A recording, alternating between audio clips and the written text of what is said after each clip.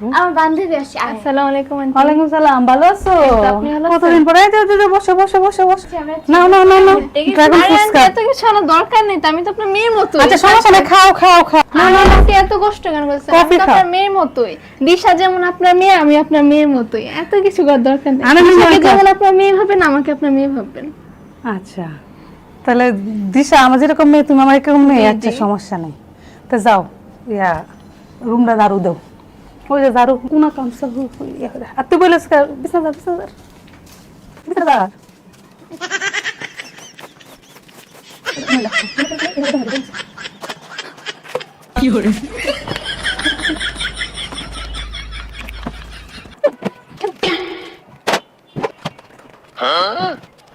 তোর মাকে আর কোনো বান্ধবী মারি কইতাম না যে আমি এর মেয়ের মতো, কিন্তু কথার কথা ওনার মেয়ে কইছে